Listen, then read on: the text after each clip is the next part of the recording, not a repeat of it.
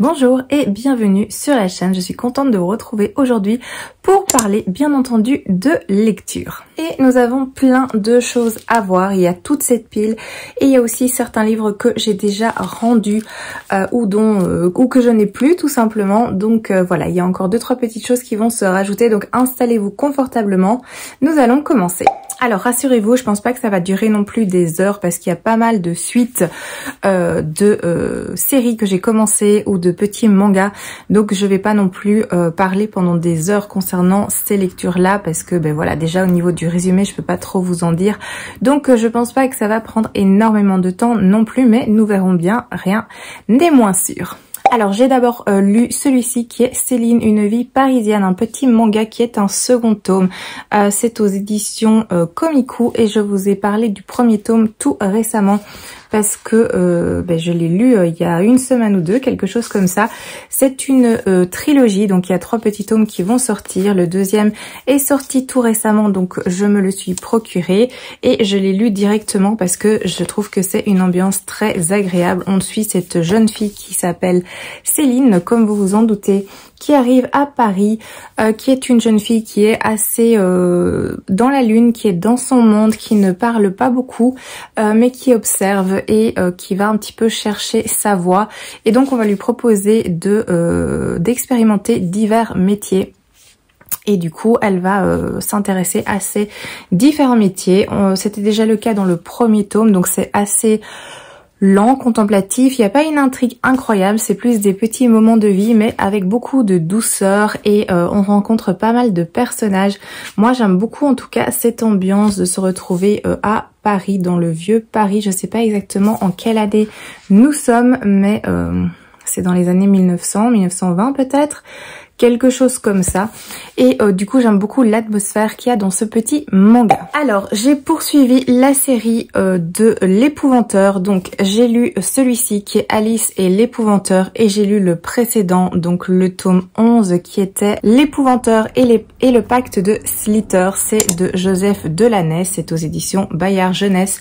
Je vous en ai déjà parlé plein de fois étant donné que j'arrive au tome 13 vu que j'ai fini le 12e tome, que j'ai prévu de terminer cette série cette année-ci, qui est une série jeunesse qui est quand même bien faite, avec des petits côtés un petit peu répétitifs parce qu'à chaque fois qu'on commence un tome, eh bien on a une petite réexplication, remise en situation, donc c'est pas non plus hyper dérangeant si on avait laissé beaucoup de temps entre les tomes, mais c'est vrai que si on les lit assez régulièrement comme c'est mon cas, il y a des petites répétitions, mais bon, c'est pas un souci. Moi je passe un bon moment de lecture. Donc dans l'épouvanteur et le pacte de Slither, par contre il y a une petite nuance parce qu'on ne retrouve pas Tom, Alice et le vieux Grégory, on va suivre un nouveau personnage qui est justement Slitter. Grimalkin, la sorcière, va aussi apparaître dans ce tome-là. Ça va tourner donc autour du personnage de Slitter, qui est un personnage complètement différent, mais j'ai bien apprécié le petit voyage. Je suppose que ce personnage va intervenir dans les tomes suivants. Il n'intervient pas dans celui-ci, donc pas directement après, mais je suppose qu'il y a un lien, qu'on n'a pas introduit ce personnage pour des prunes. Et du coup, voilà, c'est une petite lecture sympathique, mais c'est vrai que Tom m'a quand même un petit peu manqué. Dans celui-ci qui concerne eh bien Alice, comme on s'en doute, Tom ne sera pas présent non plus, John Gregory non plus. On va s'attacher à Alice et on va apprendre pas mal de choses de son passé, de quand elle était plus jeune, quand elle a été adoptée, mais c'est pas vraiment le terme, hein, par la sorcière Lizzie l'osseuse. Qu'on rencontre au début de la série. On va apprendre pas mal de choses sur la vie de Alice, la quête qu'elle effectue toujours pour aider Tom. Je reste dans le flou parce que si vous n'avez pas lu, je veux pas trop vous en dévoiler non plus. Mais j'ai beaucoup apprécié suivre Alice, c'était très intéressant. Ce sont des petits livres qui se lisent extrêmement bien, extrêmement vite. Vous voyez au niveau de la mise en page, c'est aéré. C'est des petits chapitres qui se lisent très très bien. C'est des livres qui font 300-350 pages environ. Donc voilà, j'ai pu avancer dans cette série pour mon plus grand plaisir. Ce sont des livres que j'emprunte à la bibliothèque, comme vous le savez. Donc j'ai encore à la maison la suite, à savoir le 13 et le 14, que je compte lire dans le courant de la semaine prochaine. Comme ça, j'avancerai bien. Et quand je retournerai à la bibliothèque, je verrai s'il y a la suite de disponible, parce que c'est pas toujours le cas. La suite n'est pas toujours présente, donc parfois je dois attendre un petit peu. Alors, j'ai également fait la lecture du livre Hadès et Perséphone, le premier tome de Scarlett Sinclair aux éditions Hugo Poche. Je vous remets une petite image parce que ce livre n'est plus en ma possession, je l'ai revendu. Donc ça vous donne déjà une petite indication sur mon avis à ce sujet-là. Donc au niveau du résumé, eh bien on va suivre Perséphone, qui est la déesse du printemps, mais qui réellement n'emporte que le titre parce qu'elle n'a pas vraiment des talents pour amener le printemps. Tout ce qu'elle arrive à faire, c'est de plutôt détruire les plantes qu'elle touche. Donc dès qu'elle s'essaye au jardinage, eh bien, et qu'elle entre en contact avec une fleur ou une plante, peu importe, la plante en question dépérit. Et donc Perséphone souhaite devenir journaliste, donc elle vit de manière discrète en tant que mortelle dans une ville qui s'appelle New Athens. Elle a une meilleure amie, elle suit donc ses études de journalisme et ça se passe plus ou moins bien pour elle. Un soir, suite à l'insistance de sa meilleure amie, elle va se rendre dans une boîte de nuit. Et là-bas, elle va rencontrer un homme étrange et mystérieux qui va lui proposer de faire une partie de cartes. Elle va accepter, même si elle ne connaît pas les règles. Et en fait, en faisant cette partie de cartes, elle va faire un contrat avec lui. Bien entendu, elle va découvrir qu'elle a fait un pacte avec un homme qui n'est autre que Hadès, le dieu des enfers, le dieu des morts, la personne dont elle devait rester le plus loin possible à la demande de sa mère. Et donc voilà, sa vie va changer suite à cette rencontre et à ce pacte. Je m'arrête là pour le résumé. De toute façon, on en sait assez à ce niveau-là. Donc ça, c'était un des livres que je vous ai présenté dans ma balle du printemps qui me sort clairement de ma zone de confort parce que je ne lis pas de romance. Ça ne me dérange pas qu'il y ait de la romance, par exemple dans une histoire de fantasy ou même une histoire historique ou une saga familiale. Mais le fait que la romance soit l'élément central, ben ça c'est pas mon truc. Tout ce qui est ce genre d'histoire, ben ça ne me convient pas spécialement. Donc ici, eh bien, j'avais envie de tester parce que c'était le contexte mythologique qui m'intéressait, avec des divinités Hadès et Perséphone évidemment. Donc c'était tout l'univers magique et mythologique qui m'intéressait et je me suis dit que du coup, ça pouvait peut-être me plaire, mais malheureusement, eh bien, ce ne fut pas le cas. Alors j'ai bien aimé la transposition justement de la mythologie dans le monde réel dans le monde moderne. Ça, c'était un aspect assez sympa. Mais tout le reste, en gros, j'ai pas vraiment aimé. Alors, c'est une lecture que j'ai fait en audio et je pense que c'est ça qui a fait que j'ai terminé cette lecture. Parce que le livre, il fait quand même 500 pages, je pense. Alors, la plume, elle est fluide et elle est pas compliquée, elle est agréable, ça s'écoute bien, donc je suppose que ça se lira bien aussi. Mais je pense que j'ai pu terminer cette lecture parce que justement je l'ai écoutée. Si je l'avais lu en papier, je pense qu'à un moment donné, j'aurais sans doute laissé tomber en me disant que je préférais justement accorder du temps de lecture à un autre livre qui m'intéressait plus que à celui-là. Ici, le fait que je l'écoute, eh bien, c'était du temps que je prenais quand je faisais les courses ou du ménage ou des déplacements en voiture. Donc, ça me dérangeait pas d'utiliser ce temps-là pour ce livre. Mais si ça n'avait pas été le cas, je pense que j'aurais pas été au bout de cette lecture. Donc, quoi qu'il en soit, c'est pas pour moi. Je dis pas que c'est mauvais. Je pense que les personnes qui aiment la romance, ça doit beaucoup leur plaire. Mais moi, comme c'est pas mon cas, eh bien, ça n'a malheureusement pas fonctionné. Donc moi je vais m'arrêter là. C'est une série en 4 tomes je pense, donc il est évident que je ne vais pas continuer les frais. Je m'arrête là, j'ai tenté l'expérience. Celui-là n'a pas convaincu malheureusement. Donc ce livre-là, je l'ai pas apprécié. Par contre, Lord Olympus, j'aime beaucoup, ce qui est un petit peu le même style, vu que là on suit également Hadès et Perséphone, aussi dans un contexte moderne, la mythologie qui est amenée dans le monde moderne, donc c'est assez pareil dans un certain sens. Ok, c'est pas un roman, c'est un roman graphique, Lord Olympus, je pense que vous connaissez. En tout cas, on en a beaucoup entendu parler. J'ai lu le premier et le deuxième tome et j'ai beaucoup apprécié en fait cette série. Donc là aussi, ça va parler des mêmes personnages. Il y a quelques petits parallèles, il y a aussi un aspect romance qui est présent, mais ça aborde plein d'autres thématiques qui rendent cette histoire très intéressante. Et du coup, moi, j'ai beaucoup accroché avec Lord Olympus. Donc voilà. La différence aussi, c'est que dans celui-ci, donc Hadès et Perséphone, j'ai trouvé qu'il y avait énormément de clichés. Il y en avait beaucoup trop en fait. Et j'ai trouvé que ce récit était également très long. Comme je vous l'ai dit, c'est un livre qui fait 500 pages et au final, il se passe pas grand-chose. L'intrigue, elle est pas folle. C'est juste Perséphone qui rencontre Hadès, qui à la base le déteste vraiment. Sa mère l'en a dégoûté en lui expliquant que c'était un être mauvais, que c'était un être à éviter, à détester. Et du coup, elle déteste ce personnage, elle peut pas le voir en peinture, mais en même temps, elle est incroyablement attirée par lui.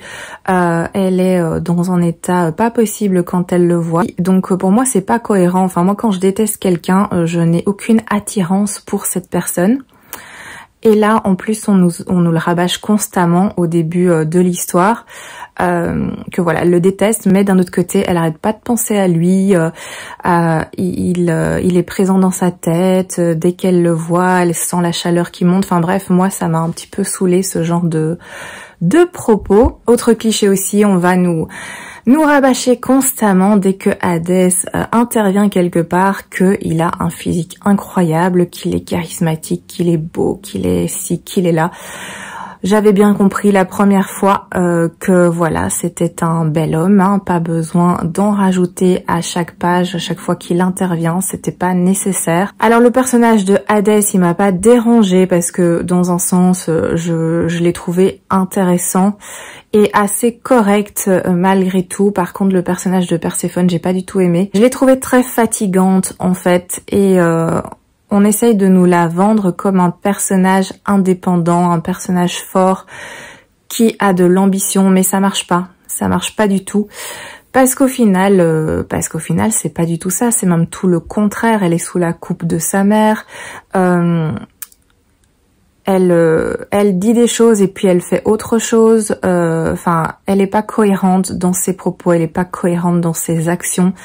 Donc j'ai pas du tout apprécié ce personnage, malheureusement, c'est un peu embêtant vu que c'est un des personnages principaux du livre. Donc voilà, il y a plein de choses qui m'ont dérangée. C'est un livre de romance, donc il y a plein de scènes de sexe qui n'apportent rien en soi à l'histoire, à mon sens. Donc voilà, je comprends l'idée que dans des livres de romance, il y ait quelques scènes, mais là, il y en avait assez souvent, je trouve. Après, je sais pas, moi, je suis pas une habituée de ce genre de lecture, donc c'est peut-être normal, et du coup, pour moi, ça me paraît beaucoup. Donc voilà, je vais m'arrêter là pour ce petit livre. Vous avez compris, je pense, mon avis général, moi, ça n'a pas fonctionné. Après, au moins, j'ai tenté l'expérience, mais je ne continuerai pas. Le livre n'est plus chez moi, je l'ai vendu. Il trouvera une personne qui pourra l'apprécier à sa juste valeur, mais moi, voilà, je n'apprécie pas ce genre de récit. Après, vous, comme vous savez, normalement, si vous avez vu ma vidéo du printemps, j'ai d'autres livres qui me sortent de ma zone de confort, à savoir aussi les McCoy, le premier tome, où là aussi, la romance est fort présente, mais c'est dans un cadre historique. Si je me trompe pas, avec des clans écossais ou irlandais, je sais plus, je crois que c'est plus écossais. Donc à voir à ce niveau-là, parce que voilà, si ça se rapproche de Outlander d'une façon ou d'une autre, ça va me plaire, parce que moi Outlander j'ai adoré, j'ai dévoré tous les livres les uns à la suite des autres, alors que c'est des pavés qui font entre 900 et 1200 pages.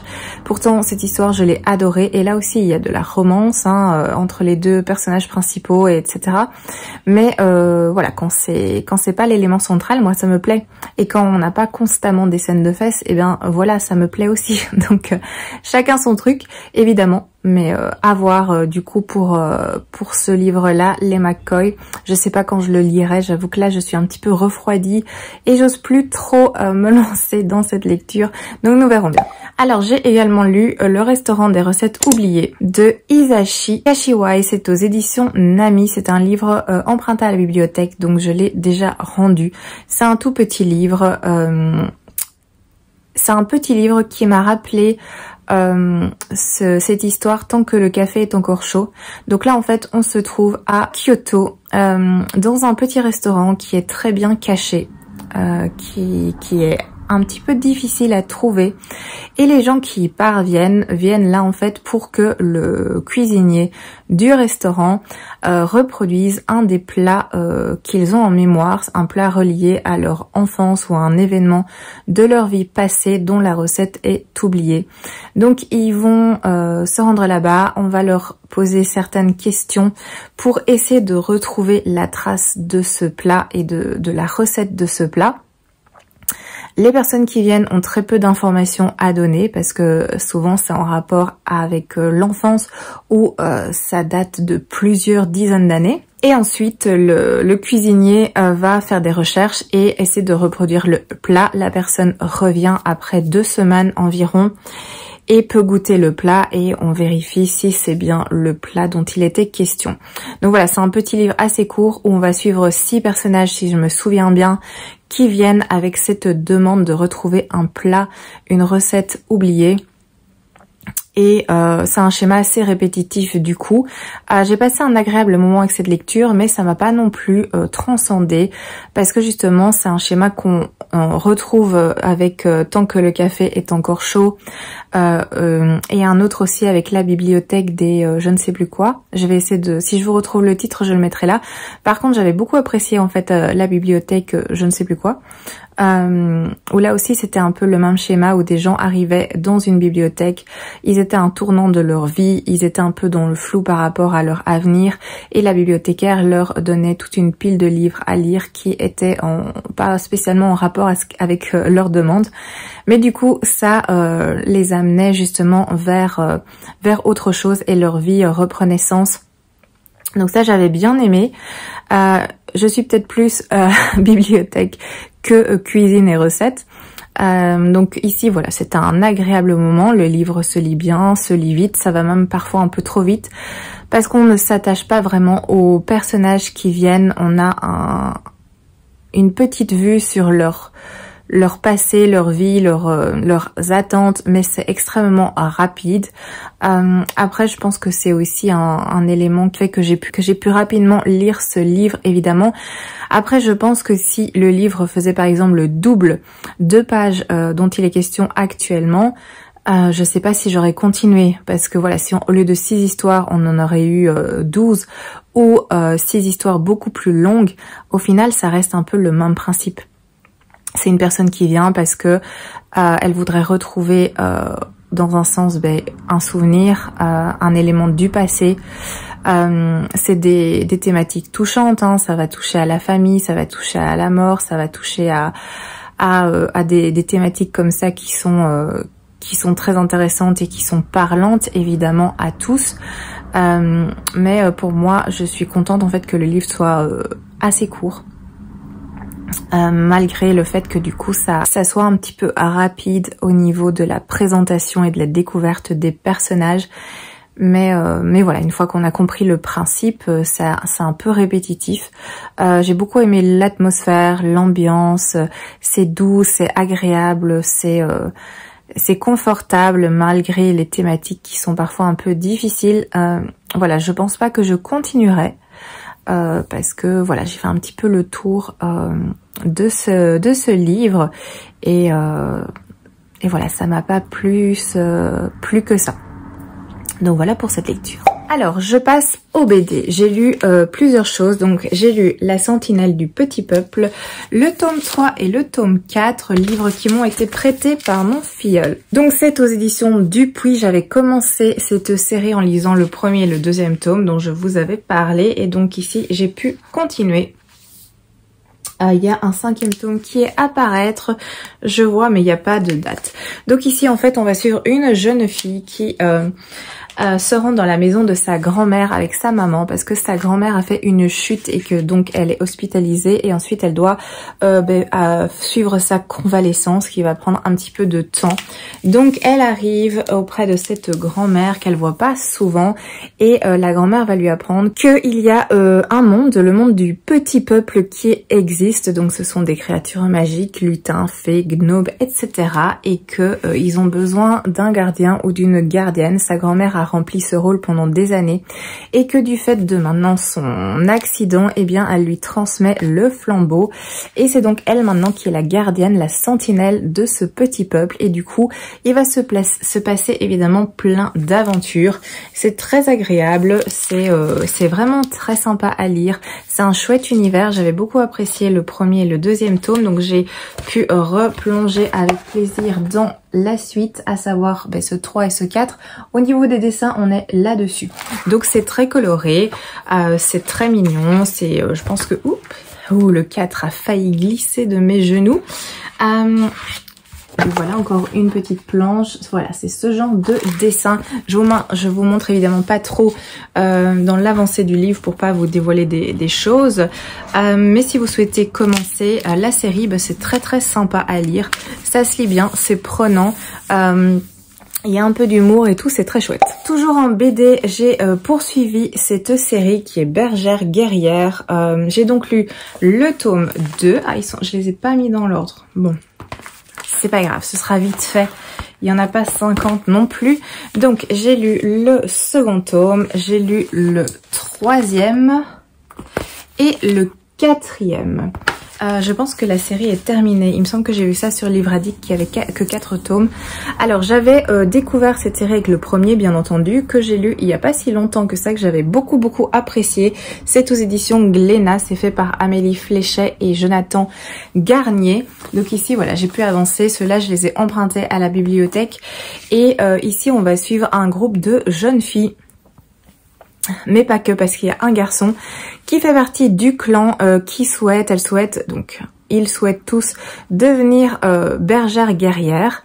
C'est-à-dire que dans ce petit village, il y a des années, les hommes sont partis à la guerre en laissant les femmes s'occuper du village, mais le temps a passé et du coup, les femmes ont dû s'organiser et elles ont pris un petit peu l'autorité. Donc, elles ont décidé de créer un clan de, justement, bergères guerrières et de protéger le village à la place des hommes, le temps qu'ils reviennent de la Grande Guerre.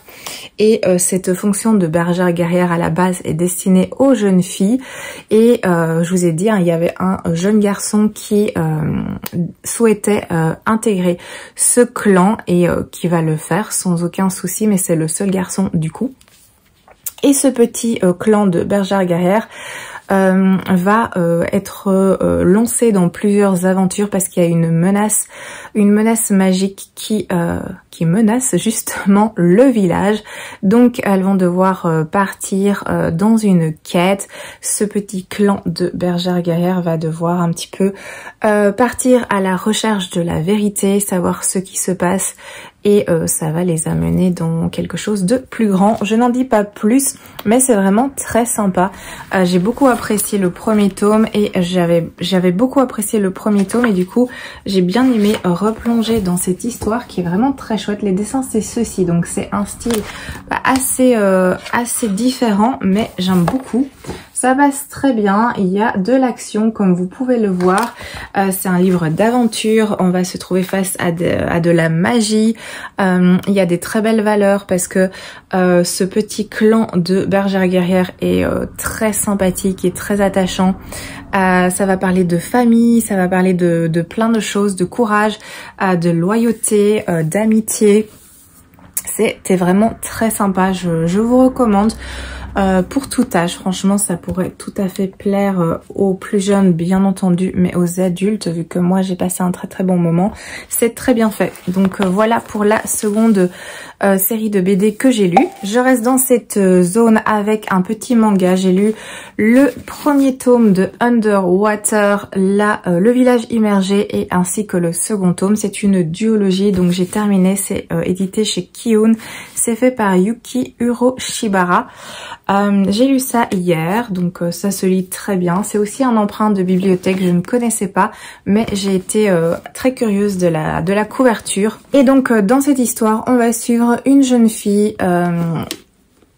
qui fait partie d'un club de natation, et le souci c'est que actuellement il y a une canicule incroyable qui dure depuis des jours dans le village, dans la ville plutôt, et du coup, il faut faire très attention à l'eau parce qu'il y en a quasiment plus. Donc évidemment, il n'est pas question de piscine. La piscine a été vidée.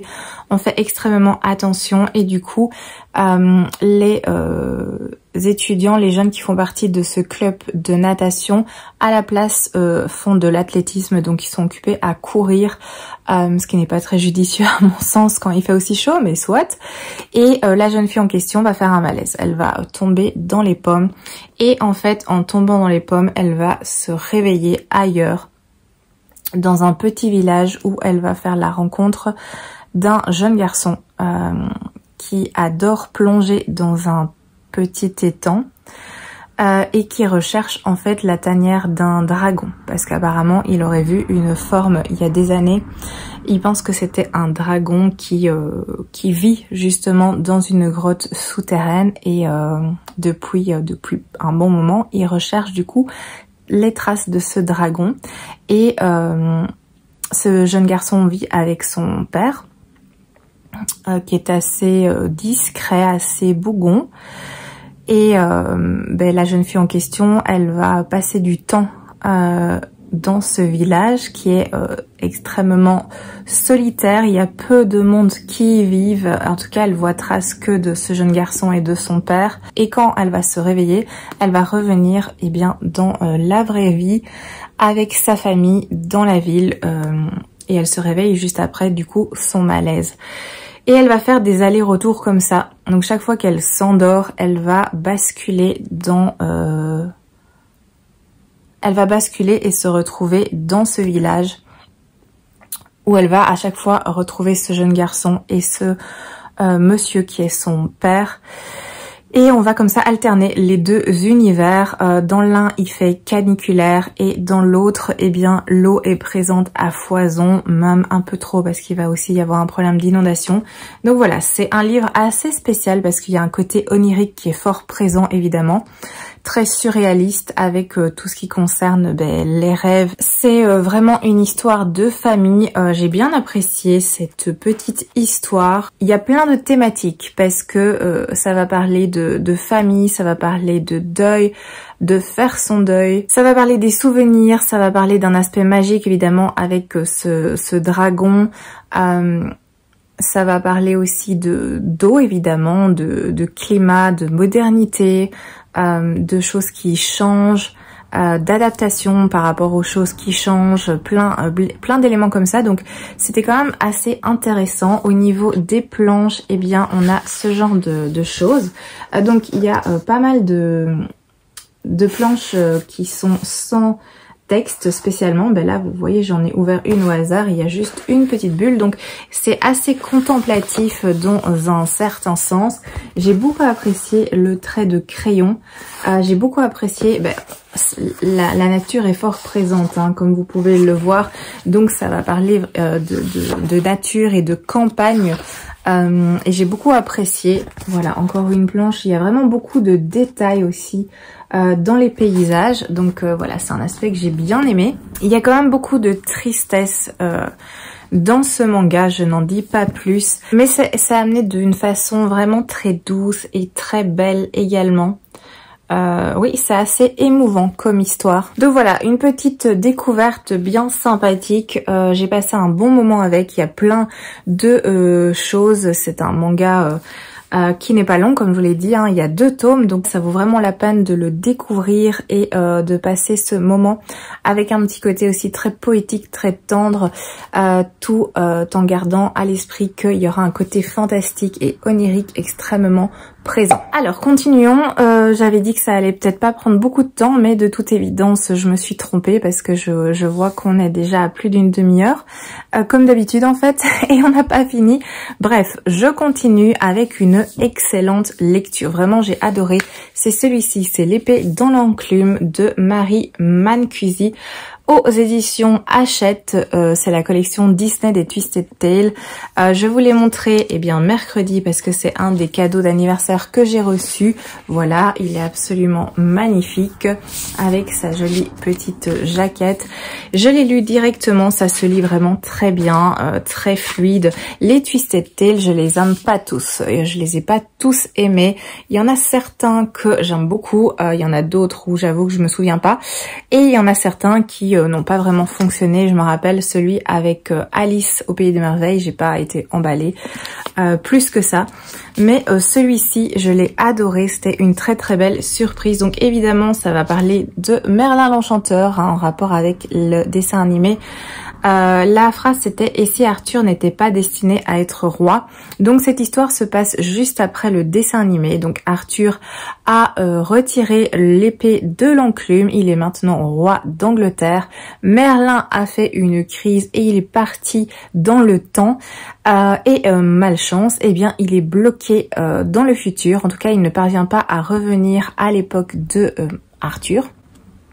Et Arthur doit faire face à une situation complètement nouvelle. Il est un petit peu esselé. Il y a Archimède qui est là et qui le conseille à sa façon. Et il doit faire face à beaucoup de responsabilités, hein, étant donné que le peuple attend énormément de ce nouveau roi qui est censé amener la stabilité après la période compliquée. Il y a les Saxons aussi qui arrive, donc il faut gérer aussi cette menace, hein, de manière diplomatique. Bref, il y a beaucoup de choses qui pèsent sur les épaules de Arthur, et en même temps il y a Madame Mime qui essaye de mettre le chaos dans tout cela. Donc Arthur doit faire face à beaucoup de choses compliquées, et on va suivre tout ça au fil des pages. Ça c'est pour le petit résumé, et franchement vous l'avez déjà entendu vu que je l'ai déjà dit, c'était une très bonne lecture. J'ai adoré ce tome. Alors c'est très cohérent par rapport au dessin animé, donc vraiment ça pourrait être une continuité sans problème du dessin animé, donc c'est très crédible. J'ai adoré cet aspect où il n'y a pas de coupure, c'est comme si le dessin animé continuait. On va retrouver des personnages que nous connaissons bien évidemment. On retrouve Arthur, on retrouve Archimède, on retrouve Merlin, Madame Mime, mais il y aura aussi Kay et le Seigneur Hector qui seront présents aussi. Il y a un nouveau personnage qui va apparaître qui n'était pas présent dans le dessin animé et qui apporte vraiment de très chouettes aspects à cette histoire. Je vous dis pas qui, comme ça vous pouvez avoir la surprise. Et en plus c'est cohérent avec la légende d'Arthur plus tard, donc ça pourra peut-être vous donner un petit indice sans vous dévoiler le tout. Mais bref, ce personnage était très intéressant et amené d'une façon aussi très intéressante. Le personnage d'Arthur est très crédible et va avoir une belle évolution parce qu'au début des pages on le retrouve tel qu'on l'a connu, un moustique assez assez peu sûr de lui, assez peureux dans un sens, avec peu de confiance, et il va très bien évoluer au fil des pages, et ce sera fait de manière crédible, donc ça va pas se faire du jour au lendemain non plus. Donc il y aura un genre d'apprentissage aussi et de confiance en soi qui va se faire. Donc c'était vraiment très bien fait.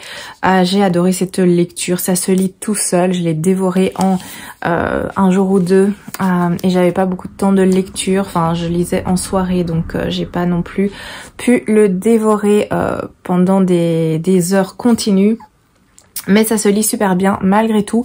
Donc voilà, si vous aimez les Twisted Tea, je peux vraiment vous recommander celui-là parce que je l'ai trouvé vraiment très bon. Et dernière chose pour aujourd'hui, c'est celui-ci, Le Chant des Sirènes de Amy Goldsmith aux éditions Robert Laffont. Je l'ai terminé hier soir. Alors ça se lit très bien parce que hier, en fin d'après-midi et toute ma soirée, j'ai dû lire les 3/4. C'est un livre qui fait plus de 400 pages, 440 environ, un petit peu plus.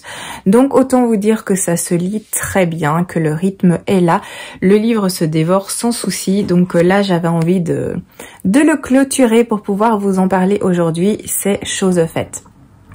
Donc, ce livre, on va suivre le personnage de Olivia qui se fait appeler Liv. Il y a des diminutifs partout dans ce récit au niveau des prénoms. Donc, elle veut qu'on l'appelle Liv. Donc, Liv a obtenu une bourse qui va lui permettre d'intégrer une croisière qui va voyager un petit peu partout du coup sur la mer. Et le truc sympa aussi, c'est que son meilleur ami Will va également intégrer cette croisière luxueuse. Donc ils vont partir à deux. Liv a obtenu une bourse, donc au niveau de leur famille c'est pas pareil. Will a une famille riche, enfin son père est un homme riche, donc ils n'ont pas de problème d'argent. Liv, c'est une jeune fille tout à fait normale, hein, dont les parents travaillent, qui n'ont pas non plus des sommes folles en banque, mais qui ont une vie tout à fait correcte et confortable. Mais de toute évidence, il y a une petite différence au niveau de la classe sociale. Donc, Liv et Will vont arriver, intégrer ce bateau, ce navire qui s'appelle Léos pour cette incroyable croisière. Quand ils vont arriver sur place, eh bien ils vont rencontrer d'autres jeunes gens qui vont faire partie de cette croisière et également les autres personnes qui sont également présents lors de cette croisière, à savoir notamment tout un groupe de jeunes filles qui sont des influenceuses beauté qui s'appellent les Sirènes, qui sont de toute évidence belles et inaccessibles et hautaines. Apparemment ça va avec, quand on est riche et beau, on est arrogant et détestable. Donc déjà il y a eu les petits clichés directement.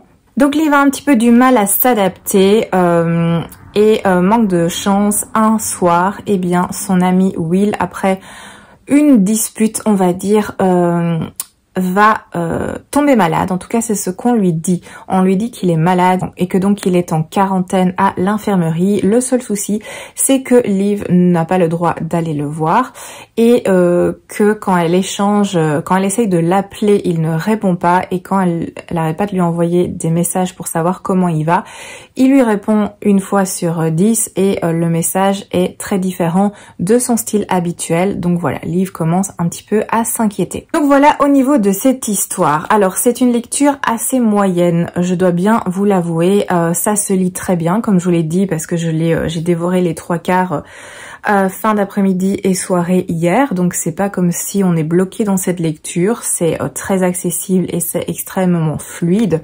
Après moi on me l'avait vendu, en fait c'est noté ici, c'est un huis clos horrifique et mythologique dans les profondeurs de l'océan. Alors oui et non, parce qu'on reste sur un bateau, donc on n'est pas dans les profondeurs de l'océan. Il y a un rapport avec la mer, ça tout à fait, c'est un huis clos, ça en effet.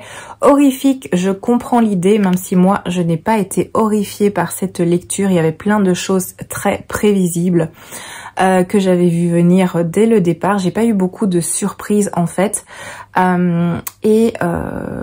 il y avait beaucoup d'incohérences dans cette lecture. Pour le côté mythologique, eh bien, c'était pas fort présent. Alors oui, il y a des petites touches en fait de mythologie, dans le sens où il y a des noms qui sortent de la mythologie grecque.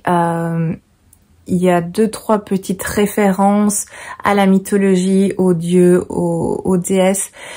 Mais ça reste extrêmement en surface, donc ça c'est un peu dommage. Je m'attendais à quelque chose d'autre en fait à ce niveau-là, de beaucoup plus présent, mais ce n'est pas le cas. Alors comme je l'ai dit, il y a plein d'incohérences. Déjà dans le résumé que je vous ai expliqué, il y a une incohérence parce que Liv, elle a obtenu une bourse, donc cette croisière, c'est censé être un voyage d'études, mais à aucun moment le groupe qui fait partie de ce groupe d'études sur cette croisière, sur ce bateau, n'étudie quoi que ce soit.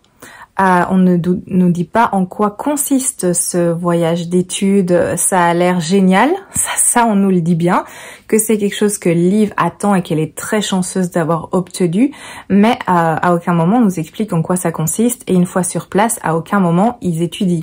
Ils passent leur temps en fait à s'amuser, à picoler comme des trous et à se titiller les uns les autres en gros. Donc ça c'est aussi assez particulier. Moi c'est pas comme ça que je vois un voyage d'études, mais chacun son truc. J'ai trouvé que c'était assez long.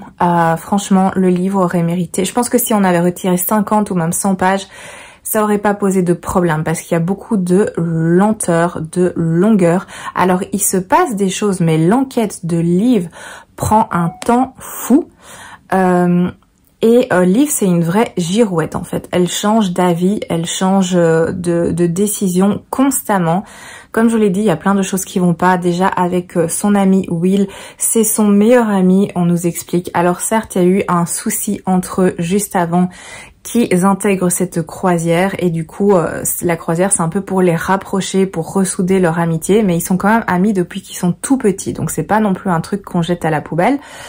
Et en fait Will tombe soi-disant malade et Liv est super inquiète, donc il y a des moments où quasiment elle agresse l'équipage pour le voir, elle exige de le voir, et elle sent qu'il y a quelque chose de bizarre, elle sent que c'est pas normal, qu'elle ait pas de nouvelles de son meilleur ami. Et je comprends, moi honnêtement, si je vais sur une croisière et que je suis avec un ami ou un membre de ma famille et qu'on me dit que cette personne est malade, mais que pendant des jours, je n'ai pas le droit de la voir, je n'ai aucune information sur son état de santé à part de flou. Oh non, ça va mieux, vous inquiétez pas, dans quelques jours vous pourrez voir la personne. Si je sais que la personne a son téléphone avec elle, mais qu'elle ne décroche jamais quand je l'appelle, qu'elle répond de manière sibylline et à côté de la question à mes messages, eh bien je vais être très inquiète. Effectivement, et je vais me dire qu'il y a quelque chose qui cloche, que ce n'est pas normal. Liv a cette réflexion, et puis 2 secondes après, quelqu'un lui dit « Non mais vous inquiétez pas, il va mieux, vous pourrez peut-être le voir demain ». Et hop, elle se calme en disant « Ah bah ok, tout va bien, très bien, alors c'est bon, je pourrai le voir demain, je vais aller m'amuser avec mes copains. » Donc je l'ai trouvée vraiment trop changeante. Il y a des choses où son intuition était la bonne, mais elle va constamment douter. Elle va mener son enquête, elle va découvrir plein de choses, elle va découvrir qu'il y a des gens qui sont flippants, clairement, qui ont l'air louches, qui ne sont pas dignes de confiance. Elle va avoir des éléments qui lui indiquent que ces personnes ne sont pas dignes de confiance, mais elle va quand même aller vider son sac et expliquer ses craintes et ses doutes à la personne qui n'est pas la personne de confiance, dont elle a eu la preuve que cette personne était louche. Donc, de nouveau, à quel moment tu vas aller te confier à la personne qui est susceptible de faire des trucs louches au sein de ce bateau? C'est pas normal. Donc, il y avait plein de choses comme ça. Il y avait aussi plein de choses qui ne sont pas expliquées, qui ne sont pas développées, qu'on survole. La fin se termine mais super rapidement, avec de nouveau plein d'allers-retours dans la tête de Liv. Oui mais peut-être, non mais peut-être, mais si jamais, mais au cas où. Non, trop de cet aspect girouette où elle change d'avis toutes les 30 secondes. C'était vraiment un gros problème, ce qui est dommage parce que le livre se lit bien, parce que j'ai bien aimé cette atmosphère, ce huis clos sur ce bateau où il se passe des choses extrêmement flippantes. Qu'elle est la seule à voir en plus. Donc l'atmosphère était bien, franchement l'atmosphère était intéressante, pas assez exploitée, avec trop de choses malheureusement qui ne tiennent pas la route, avec un personnage principal qui est trop indécis, qui est trop manipulable. Donc voilà, une lecture moyenne. J'ai pas détesté non plus, hein, c'est pas ça. J'aurais aimé davantage de choses concernant la mythologie, comme je vous l'ai dit. Concernant ces influenceuses, les sirènes, voilà, on va apprendre qui elles sont vraiment. Et honnêtement, moi je le savais dès le début, hein, ça se voyait venir, des choses très prévisibles. Alors oui, j'entends que ça s'adresse à un public plutôt young adulte, mais c'est pas pour ça qu'il faut aussi peu développer les choses et expliquer les choses. Voilà, donc voilà, très moyenne comme lecture. Donc je vais pas en parler davantage. Je pense que vous avez mon avis général à ce sujet. Voilà, on a fait le point de mes lectures faites cette semaine. Maintenant, je vais vous faire un petit point sur mes lectures en cours comme d'habitude. Alors, j'ai celle-ci qui est Rendez-vous avec la ruse, donc les détectives du Yorkshire. C'est le 6e tome. J'ai lu le 5e il n'y a pas longtemps et j'ai eu envie de continuer. Donc celui-là, je l'écoute. J'ai quasiment fini, il me reste moins de 100 pages. Et franchement, j'aime beaucoup aussi ce 6e tome. Il se passe de plus en plus de choses. Les intrigues sont de plus en plus prenantes et intéressantes. Donc voilà, très chouette pour celui-là. Sinon, je suis toujours dans Porcelaine sous les ruines. J'ai dépassé la moitié de Ava Vivalda. Je vous l'ai dit, hein, la mise en page, elle est vraiment petite. La police est très petite, donc ça prend plus de temps que ce que je pensais au niveau de la lecture et de l'épaisseur du livre. Mais c'est sympa comme lecture. Je vais continuer davantage. Ça va parler de gin, de thé, etc. D'intrigues politiques aussi. C'est pas mal du tout, donc je vais continuer ça. J'ai également commencé Qui après nous vivrait de Hervé Lecor. J'ai lu pas grand chose, 60 pages, donc je devrais un petit peu l'avancer. On est dans un genre de monde où il y a eu tout d'un coup une panne d'électricité et tout se dégrade dans le sens où on va avoir des pénuries, évidemment, il va y avoir des crises, des pandémies, etc. Donc c'est un monde en détresse et je viens de commencer, donc je sais pas plus vous en dire. Alors je suis toujours, comme vous le savez, dans Une douce odeur de pluie de Jojo Moyes. Je n'ai pas avancé d'un poil. J'ai un peu du mal avec cette lecture, je dois vous avouer, dans le sens où j'ai envie de lire d'autres choses. En plus, comme j'ai reçu plein de cadeaux pour mon anniversaire, c'est ces livres-là que j'ai envie de lire en priorité. J'aimerais aussi avancer dans ma palle du printemps parce que le printemps arrive tout doucement. Enfin non, ça va tout doucement à sa fin. J'ai encore du temps vu que c'est mi-juin, mais on est fin mai. Et j'aimerais vraiment la vidéo au maximum. Mais ce livre-là fait partie du challenge 24 livres pour 2024, donc j'aimerais aussi le terminer, histoire de pouvoir commencer autre chose et aussi vider la palle de ce challenge. Bref, problème de lecteur. Et sinon, je suis aussi dans L'or, hein, que je vous ai montré, de Alexandra Bracken aux éditions de Saxus. J'ai lu 150 pages environ. Donc voilà, ça avance tranquillement mais sûrement. Et sinon, je vais commencer celui-ci qui est Délivrez-nous du bien de Joanne Samson aux éditions Monsieur Toussaint L'Ouverture. Ce livre magnifique qui fait partie de ma palle du printemps, donc je l'ai retiré de cette palle. J'ai très hâte de le lire depuis sa sortie. Là, je me suis dit que j'allais le commencer. Et je viens de commencer aussi celui-ci, donc Les derniers jours de Cléopâtre, aux éditions Hervé Chopin de Terenci Moix, avec un jaspage tout noir, livre historique qui se passe en Égypte, évidemment. qui concerne Cléopâtre. Je viens de le commencer, j'ai lu un petit peu avant de commencer cette vidéo, donc je suis à la page 20 et j'avais envie voilà, d'un petit roman historique à caser dans toutes mes lectures en cours. Voilà, ça c'est pour mes lectures en cours. Je vais vous faire un petit point bibliothèque parce que je suis revenue de la bibliothèque. Il y a une partie que je vous ai montré, notamment la duologie de manga et les bergères guerrières, ça vient de la bibliothèque, aussi l'épouvanteur, mais j'ai ramené d'autres choses, à savoir la suite de Colossal que j'avais bien aimé. Je me suis donc pris le 2e et le 3e tome pour pouvoir un petit peu poursuivre la série. J'ai également pris cette BD qui est donc La République du Crâne aux éditions d'Argo. J'avais envie de me le prendre quand elle est sortie, de me l'acheter, mais bon, c'est quand même assez coûteux. Bon, c'est une très belle BD, hein, elle est épaisse et tout, je dis pas le contraire, mais ça a quand même un coût, les BD. Et en fait, j'ai attendu et j'ai vu qu'il l'avait à la bibliothèque, donc voilà, je l'ai prise. J'ai également emprunté celui-ci qui est donc Peau de 1000 bêtes aux éditions Delcourt de Stéphane Fern. Ça m'a rappelé, et en fait c'est bien le cas, mais c'est aussi Stéphane Fern qui a fait La Marche Brume. Marche Brume, une BD que j'ai adorée, franchement c'était génial. Le premier tome, du coup j'ai très envie de découvrir celui-là. Et j'ai aussi pris la suite de Princesse Sarah, le 3e tome, parce que j'ai en ma possession ici le 1 et le 2. C'est une série que je voulais continuer, étant donné que le film, je l'ai regardé un nombre incalculable de fois quand j'étais petite avec ma sœur. C'était un de nos films préférés.